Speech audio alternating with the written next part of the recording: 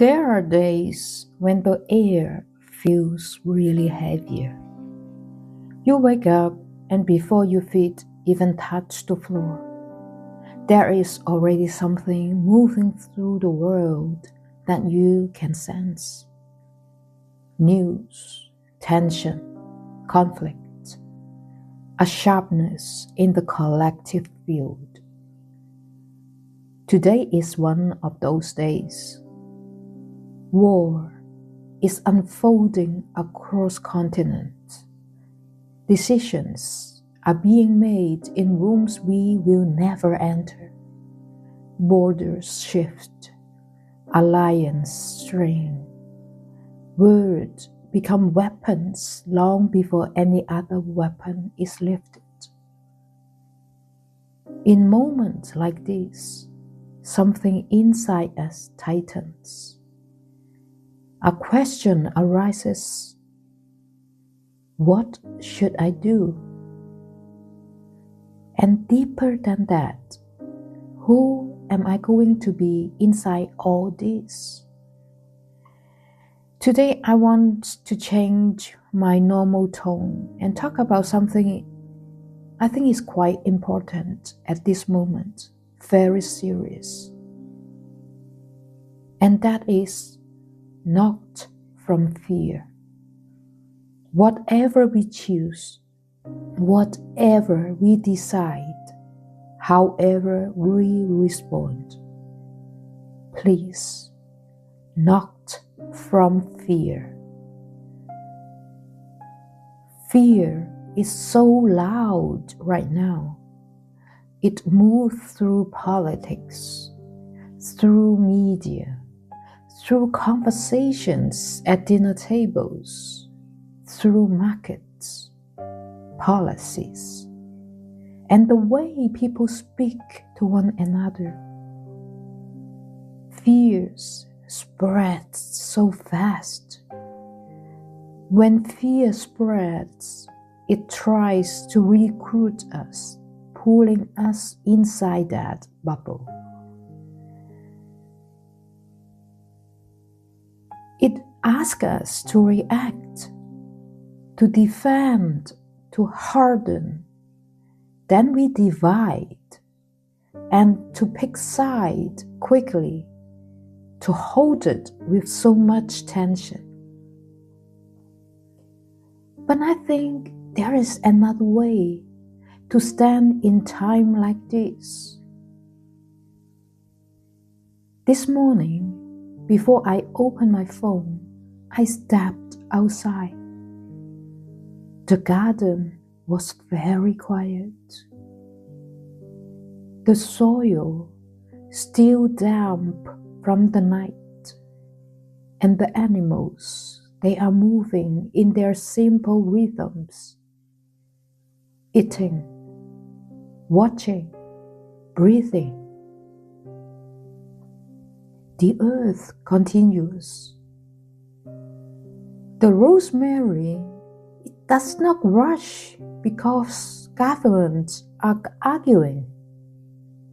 The chickens, they don't change their nature because somewhere leaders threaten each other. So life continues to ask for presence. To me, it is where our power lies. We live in a time of deep geopolitical connection. So when war ignites in one region, even on the other side of the world, the shock waves travel everywhere, economically, emotionally, and energetically. We are involved whether we want to be or not. But involvement does not require panic. Influence does not require fear if we think about it. So if I let fear dictate my choices, how I speak, how I treat the others, how I plan my future, or how I relate to my neighbors, move through my work, then fear has already shaped my life. That would be a surrender. Let me be clear, I'm not speaking about denial. I am speaking about sovereignty. There is a big difference between being informed or being internally invaded. So each of us, we have a direct field of influence. It may be small in the eyes of the world. It may be only our household, a team, a classroom, or a piece of land. We may extend it to a circle of clients, through our friendships, or a YouTube channel like mine. If what you do every day, it brings steadiness, clarity, dignity, and kindness, it is a real impact. We do not need to perform outrage to be ethical. We do not need to prove our humanity through noises. Of course, some people will march, they will protest, and engage politically in visible ways. It is a personal path. But there is also a path of inner alignment. When a person holds peace in their nervous system, when they refuse to let the manipulation distort their thinking, when they choose grounded action over reactive action, that person becomes unmovable in the best way. You cannot easily control someone who is not acting from fear. You cannot easily manipulate someone who is not hungry for panic. It is very serious. Because fear-based politics reshaped our societies. They ask populations to trade their dignity for security, to trade compassion for protection, to trade nuance for slogans. And all these trades accumulate. So today I ask myself, from where am I deciding? From contradiction or from my clarity? If I speak, am I speaking from steadiness? If I stay quiet, is that grounded? And if I act, is it aligned? This is the work. It's not dramatic, but everyday work.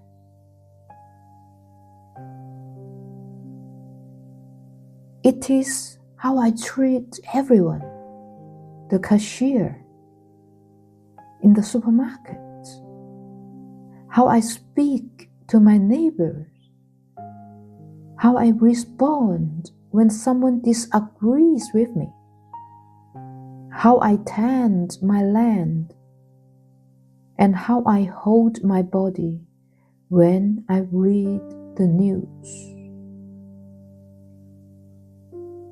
This inner peace is not passive. It is disciplined.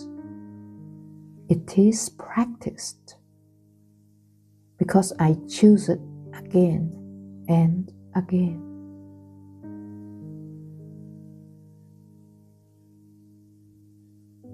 There is something powerful about refusing internal war,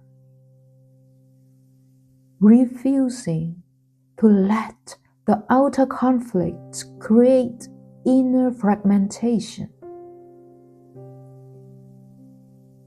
Because once we are divided within ourselves, we are easy to direct, to be manipulated. But when we are whole, we are steady. Steadiness is breath too. The world does not only transmit fear, it also transmits coherence. So when one person chooses to remain clear, the others, they can feel it. When one household remains anchored, that steadiness radiates outward. And when one community refuses dehumanization, that matters. We are more connected than we think.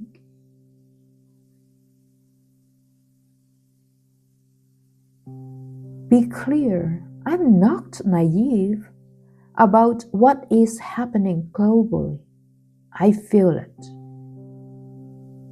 I see it. And I sense the tension in conversations. I see the uncertainty in market. And I hear the sharpness in political language. But I also see something else.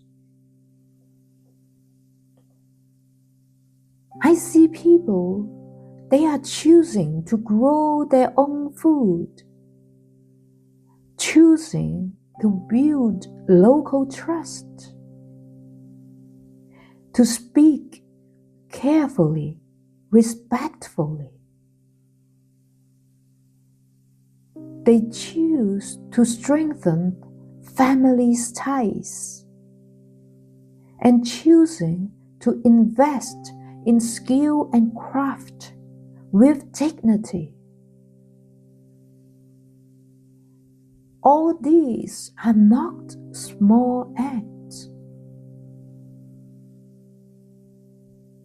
They are foundations, and foundations outlast hysteria. So today, if the world feels so unstable, I return to this not from fear.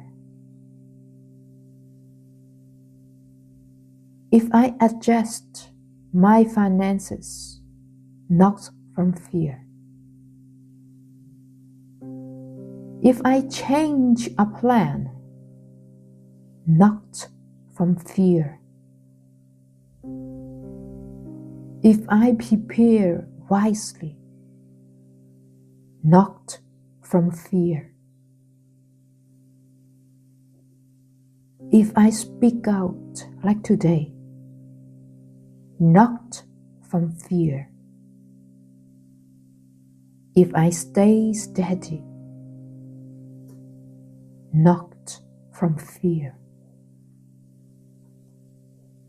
Because fear clouds discernment, while clarity sharpens it. We need clear minds more than ever, calm nervous system,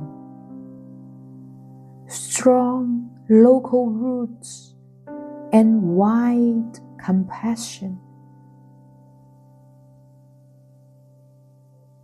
Maybe this is the rebellion of our time.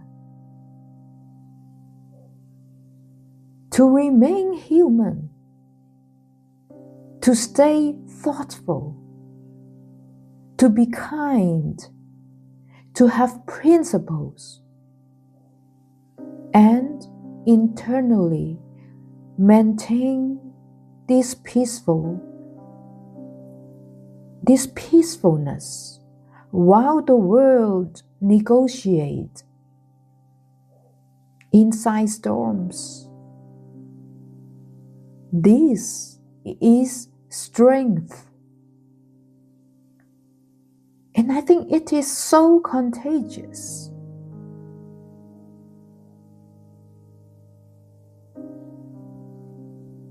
So I will leave you with a few questions to sit with gently.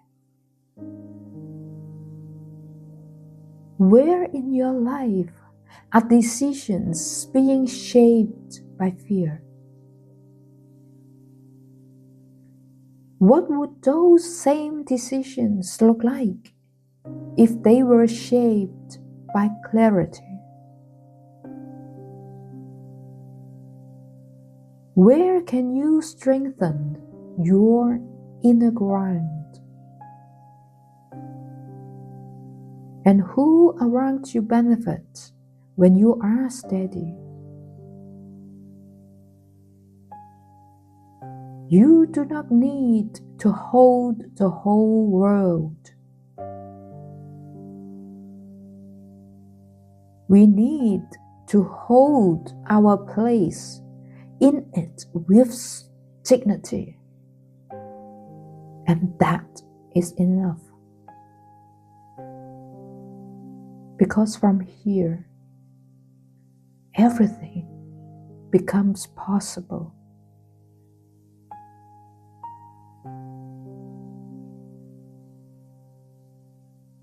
From my heart to yours, Genevieve.